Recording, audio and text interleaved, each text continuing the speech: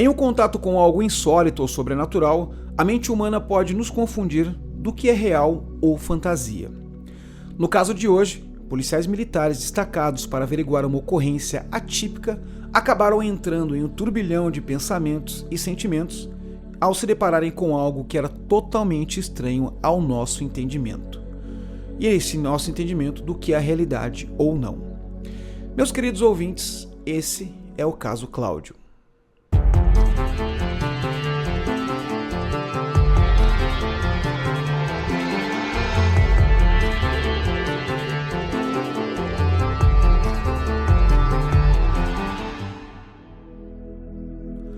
Era noite de 19 de novembro de 2008. A maioria dos brasileiros voltavam a sua atenção para a televisão, já que naquela noite a seleção brasileira de futebol iria entrar em campo contra a seleção de Portugal para um jogo amistoso. E na pequena cidade de Cláudio, em Minas Gerais, a empolgação também era a mesma. Entretanto, o que muitos moradores daquela cidade não sabiam era de que naquela noite um fato assustador iria marcar para sempre a história da cidade. Por volta das 22 horas daquela noite, faltando apenas poucos minutos para o início da partida, a senhora Renata Veloso saiu até a janela da sacada da sua casa para aproveitar a brisa daquela noite de primavera, até que uma estranha visão chamou a sua atenção.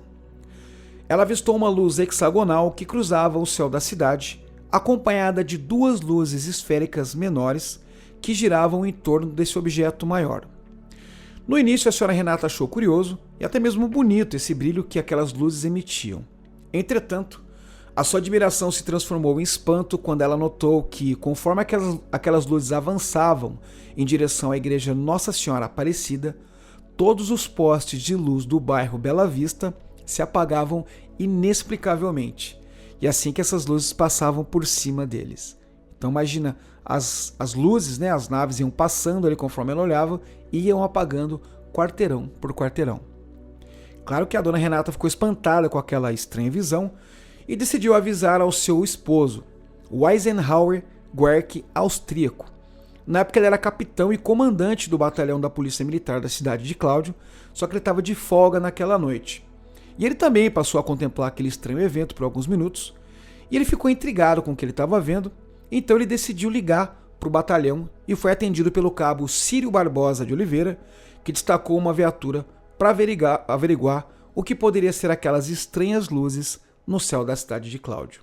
Na viatura que atendeu ao chamado do cabo Barbosa, haviam 3 militares, o cabo Hamilton José Rabelo, o soldado Everton Francisco e o soldado Balbino.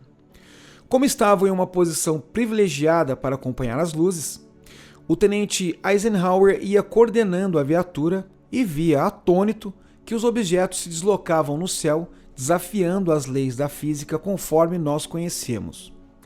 A esta altura, muitos moradores da cidade de Cláudio também acompanhavam a movimentação dessas luzes no céu. Houve um momento em que os objetos foram em direção ao canavial e os policiais da viatura destacada para averiguar aquele caso dirigiam seguindo as luzes.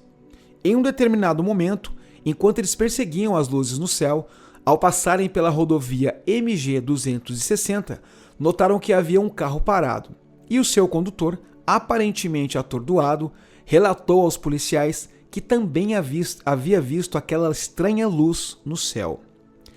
O motorista em questão era o Regi Marques Padilha. Segundo o relato que ele deu para o Edson Boaventura no canal dele, ele vinha do município vizinho de Carmo da Mata, acompanhado da mãe dele no carro, quando os dois passaram a avistar um clarão que estava a cerca de 3 quilômetros à frente do seu veículo. Conforme ele começou a se aproximar da luz, ele notou que o emissor daquela claridade era, na verdade, um objeto que pairava a cerca de 6 metros de altura da estrada. Esse objeto era do tamanho de um ônibus e tinha um formato meio ovalado.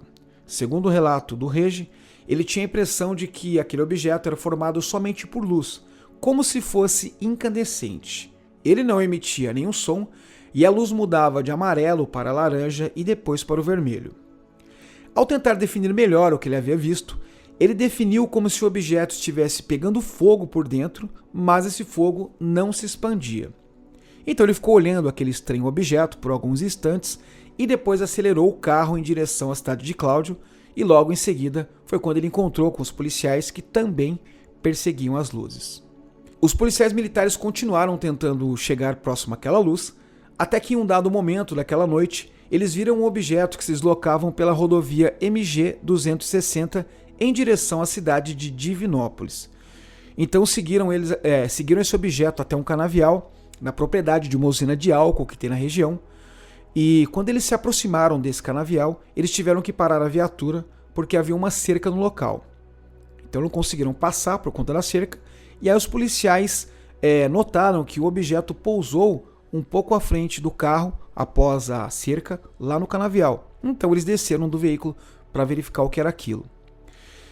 Com o objeto parado, eles puderam notar o seu formato com mais atenção. Segundo o que os policiais disseram, ele tinha o mesmo formato conforme foi descrito a eles pelo Regi Marques, o motorista que eles encontraram lá na estrada, né? E o Cabo Rabelo, ele carregava com ele uma máquina fotográfica digital, daquelas que lançaram nos anos 2000, que se tornou bastante popular, né? E ele conseguiu fazer 3 fotos desse estranho objeto. E alguns instantes depois que ele tirou essas fotos, o objeto levantou o voo e sumiu da vista dos policiais. Na noite seguinte, no dia 20 de novembro, o capitão Eisenhower, acompanhado dos sargentos William e Valdir, patrulhavam por um canavial em uma localidade chamada Povoado de São Bento, quando eles avistaram 2 criaturas que eles descreveram como seres luminosos. Olha só, eram 2 criaturas com cerca de 90 centímetros de altura e estavam a cerca de 15 ou 20 metros da viatura deles. Eles alegaram que os seres possuíam formato humanoide porque eles conseguiam ver braços, pernas, tronco e uma cabeça grande e ovalada.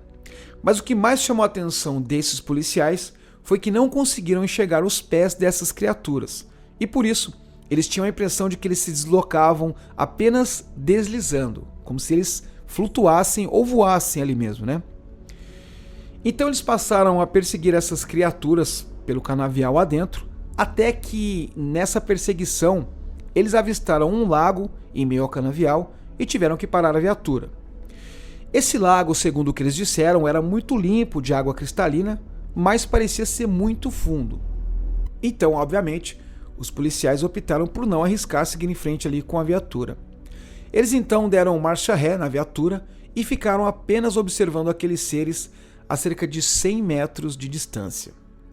Um fato curioso que ocorreu também nesse momento foi que um dos policiais também portava uma câmera, e quando ele tentou pegar a câmera para tirar foto desses seres, eles inexplicavelmente não apareciam no visor da câmera.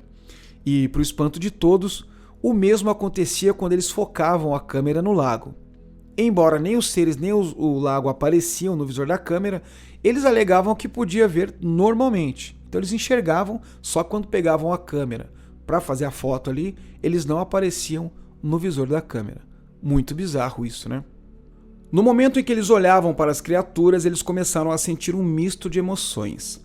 Era como se eles tivessem perdido a capacidade de raciocinar e distinguir o que era sonho e o que era real. Segundo os policiais, eles passaram a sentir um medo fora do comum, fora do normal, além de um cansaço muito grande e também muita dor de cabeça. Em um dado momento, o sargento Eisenhower fez menção de pegar a sua arma, mas o seu braço ficou inexplicavelmente pesado e ele não conseguia se mover nem pegar a arma para apontar para aqueles seres. E, segundo o que eles disseram, os seres pareciam que tiravam e colocavam algo na terra, levando ao sargento Eisenhower a acreditar que pareciam cientistas ou algo do tipo. Eles ficaram em estado de agitação tão grande, os policiais, né, que não conseguiam parar de pensar e falar naquilo que eles acabaram de presenciar. Também imagina uma visão bizarra dessa, seria meio difícil esquecer, né? E o desfecho do que aconteceu no restante daquela noite não ficou muito claro para os policiais. Quando eles voltaram a si, notaram que já estavam dentro da viatura a caminho de volta para a cidade. E o tempo decorrido de toda aquela ação na cabeça dos policiais não havia ultrapassado mais do que 40 minutos. Entretanto, ao consultarem as horas, ficaram espantados ao perceberem que já haviam se passado cerca de 3 horas. Olha aí o famoso missing time que a gente sempre vê nos relatos ufológicos por aí, né? Na manhã do dia seguinte, 21 de novembro de 2008, ainda aturdidos pelo estranho evento que haviam presenciado naquela noite anterior, os policiais voltaram ao local onde haviam tido o insólito encontro com aqueles seres de luz. E para espanto de todos, no local onde eles haviam visto toda aquela estranha experiência, não havia nenhum lago e apenas uma pastagem e o canavial e um barranco. Então, inexplicavelmente, o lago desapareceu ou nunca esteve lá. Outro fato curioso é que só foi notado pelos policiais nos dias subsequentes ao fato. Foi que os veículos que foram utilizados por eles naquela fatídica noite, na ação da perseguição deles a esses seres, todos os carros que eles utilizavam apresentavam defeitos elétricos e dificuldades para funcionar. Dias depois dos avistamentos, militares da Força Aérea Brasileira estiveram em Cláudio para averiguar os relatos dos envolvidos. O Cabo Rabelo, o autor das 3 fotos do objeto, também foi visitado por esses militares. Segundo o relato do Cabo Rabelo ao ufólogo Edson Boaventura, anos depois, esses militares sabiam da existência das fotos e pediram para verificar a máquina que ele havia usado naquela noite. E aí, de acordo com o que ele contou para o Edson Boaventura, eles pegaram o cartão de memória da máquina fotográfica e simplesmente apagaram todo o conteúdo. Por sorte, o filho do Cabo Rabelo havia feito uma cópia das imagens para o computador dele e, por isso, esse registro das luzes feitos por ele puderam ser divulgados posteriormente. Esse caso é bem interessante porque ele ganhou uma certa repercussãozinha ali na época, não saiu muito daquilo ali. Entretanto, através de um relato que o Edson Boaventura recebeu, ele foi verificar o que estava acontecendo e quando ele viu que eram militares, ele desconfiou que poderia ter algum BO, algum documento oficial e foi atrás disso. E por incrível que pareça, ele encontrou um boletim de ocorrência, isso em 2015. Até então, a história que se sabia é de que havia uma viatura perseguindo luzes pela cidade de Cláudio, nada mais do que isso. Entretanto, todos esses detalhes que eu contei para vocês agora só foram revelados a partir de 2015, através da excelente pesquisa que o Edson Boaventura fez. Todos os policiais envolvidos com esse estranho evento na cidade de Cláudio, em 2008, tiveram as suas vidas mudadas a partir daquele momento. Todos eles alegavam que sentiam efeitos físicos como sonolência, cansaço, angústia e dores de cabeça, e alguns dos envolvidos pediram baixa da corporação anos depois. Já outros preferem simplesmente não tocar mais no assunto. Então esse foi o caso que ficou conhecido como o caso Cláudio. Eu agradeço de coração a você que ouviu esse episódio até aqui. Se você gostou do conteúdo, eu peço para que você deixe o seu like aí, se inscreva no canal caso ainda não seja inscrito aqui no canal Além da Imaginação e ative as notificações também, que toda vez que eu aparecer por aqui com um conteúdo novo, você será um dos primeiros a ser notificado. Tá bom? Se você tem alguma sugestão de pauta também, algum caso que você gostaria de ver aqui no canal, deixa aí nos comentários, manda pra gente que a gente faz um roteiro e um vídeo bem legal pra vocês, tá bom? Eu vou ficando por aqui, vou deixando um beijo muito carinhoso pra vocês, fiquem com Deus e até o próximo episódio aqui no canal Além da Imaginação.